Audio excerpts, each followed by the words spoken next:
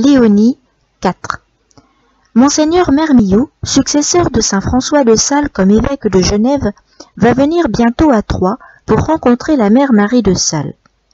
Si l'on profitait de cette heureuse visite pour faire la cérémonie de vêture.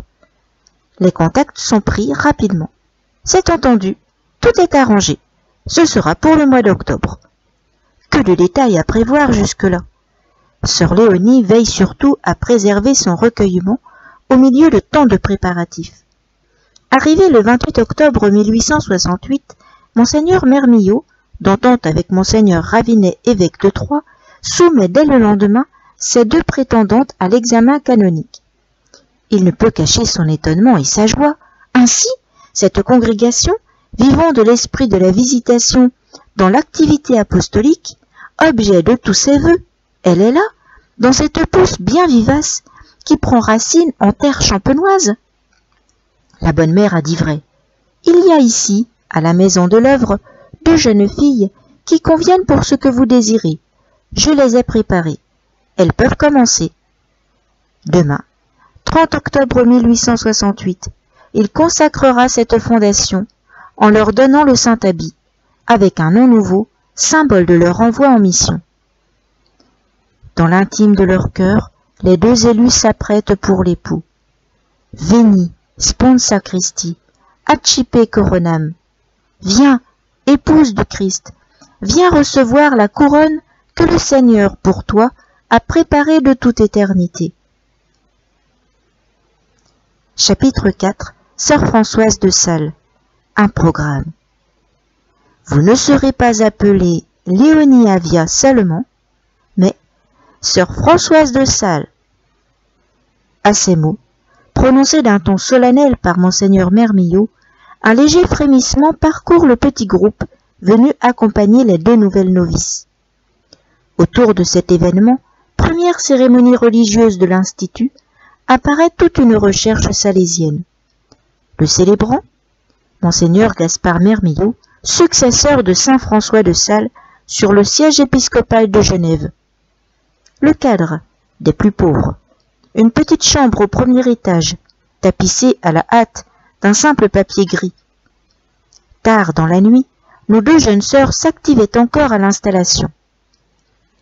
L'assistance, 3 prétendantes, dont la dernière arrivée commence ce jour-là son postulat, et quelques familiers de l'œuvre, qui ne mesurent sans doute pas la portée de l'acte dont ils vont être les témoins. Pas un membre des deux familles des jeunes sœurs. La dénomination de l'Institut. Il devient officiellement la Congrégation des Oblates de saint François de Sales. Le nom enfin de la première oblate, Sœur Françoise de Sales. Tout un programme. Elle s'efforcera d'être à la hauteur. L'abbé Brisson, le visage rayonnant d'une joie tout intime, assiste humblement le célébrant à l'autel. Une seconde fois, il tend à celui-ci un billet. C'est le nom de sœur Lucie. L'émotion se renouvelle.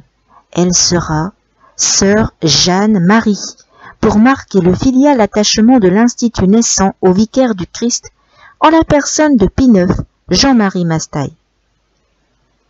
Puis, Monseigneur Mermillod, d'un geste noble, déploie sur la tête des nouvelles religieuses un voile oblong, dont l'ampleur couvre entièrement leur robe blanche, ce qui produit sur les personnes présentes un effet saisissant.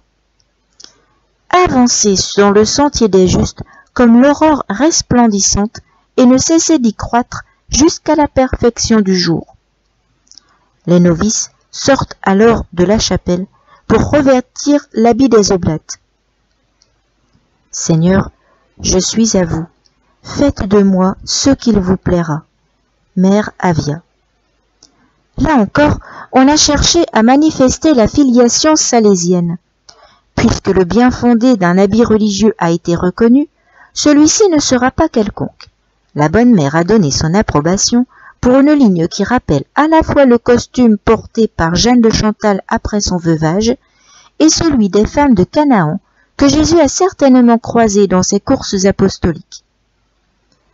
L'entrée dans la chapelle de sœur Françoise de Sales et de sœur Jeanne-Marie en costume religieux suscite bientôt, on le comprend, une curiosité attendrie.